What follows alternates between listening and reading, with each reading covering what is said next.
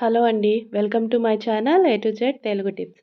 ఈరోజు మన వీడియోలో ఈజీగా తొందరగా అయిపోయే మటన్ కీమా ఫ్రైని ఎలా ప్రిపేర్ చేసుకోవాలో చూద్దాం. ఈ మటన్ కీమా కర్రీ చాలా టేస్టీగా ఉంటుందండి. ఇలా కర్రీ చేసి పెడితే పిల్లలు కూడా చాలా ఇష్టంగా తింటారు. అలాగే పిల్లలకు కూడా ఈ కర్రీ అనేది చాలా బలం అండి. ఇంకెందుకు లేటు మటన్ కీమా ఫ్రైని ఎలా తయారు చేసుకోవాలో చూద్దామా? ముందుగా వీడియోలోకి వెళ్ళే ముందు కొత్తగా ఎవరైతే నా ఛానల్‌ని చూస్తున్నారో ప్లీజ్ నా ఛానల్‌ని సబ్స్క్రైబ్ చేసుకోండి. అలాగే పక్కనే ఉన్న బెల్ బటన్‌ని క్లిక్ చేస్తే నేను పెట్టే వీడియోస్ నోటిఫికేషన్స్‌గా మీకు వస్తాయి. Please subscribe. ముందుగా ఈ కర్రీని ప్రిపేర్ చేసుకోవడానికి నేను ఒక అర కేజీ దాకా కైమాని తీసుకున్నానండి. ఇప్పుడు ఈ కైమాని బాగా వాష్ చేసుకోవాలి. కైమాలో వాటర్ అనేది క్లియర్‌గా వచ్చేంత వరకు వాష్ చేసుకోవాలండి. తర్వాత ఒక అరచక్క నిమ్మరసాన్ని వేసుకొని ఒకసారి వాష్ చేసుకోవాలి. ఇలా వాష్ చేస్తే నీసు వాసన అనేది ఉండదు. ఆ తర్వాత స్టవ్ ఆన్ చేసి ఒక గిన్నెని తీసుకొని కైమాని దానిలో వేసుకొని కొద్దిగా పసుపు కూడా వేసుకొని కుక్ చేసుకోవాలి. కైమాలో వాటర్ ఎగిరిపోయేంత వరకు ఉడికించుకోవాలండి. మనం వాటర్ ఏమీ పోయనవసరం లేదు. కైమాలో వాటర్ ఉంటుంది. ఆ వాటర్ ఎగిరిపోయేంత వరకు ఉడికించుకుంటే సరిపోతుంది. చూసారు కదా వాటర్ ఎలా వస్తుందో కైమా నుంచి. ఇప్పుడు కైమాలోని వాటర్ అంతా ఎగిరిపోయింది చూడండి. మీడియం ఫ్లేమ్లో పెట్టుకుని ఉడికించుకుంటే తొందరగా అయిపోతుంది. ఇప్పుడు కైమాని పక్కన పెట్టుకుందాం. తర్వాత స్టవ్ ఆన్ చేసి ప్యాన్ పెట్టుకుని ఒక 2 టేబుల్ స్పూన్ల ఆయిల్ అనేది వేసుకోవాలి.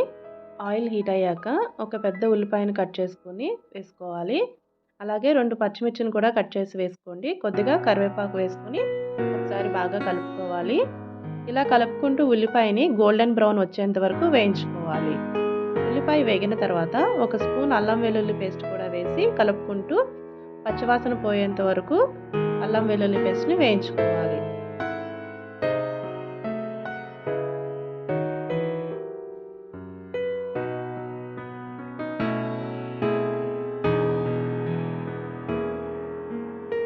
ఇలా వేయించుకున్న తర్వాత ఇందాక ఉడికించి పక్కన పెట్టుకున్న కైమాని వేసుకుని ఒకసారి బాగా కలుపుకోవాలి.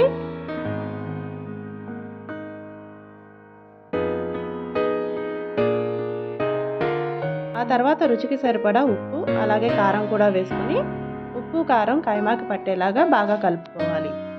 ఇలా కొద్దిసేపు కైమాని వేయించుకోవాలి. ఆయిల్ అనేది పైకి తేలేంత వరకు వేయించుకోవాలండి కైమాని.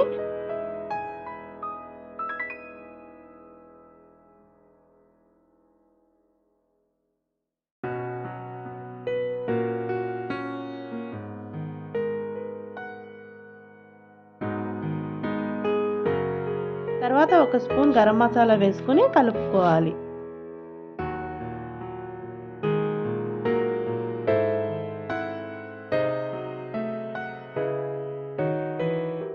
ఫైనల్గా కొత్తిమీర వేసుకుని స్టవ్ ఆఫ్ చేసుకోవడమేనండి.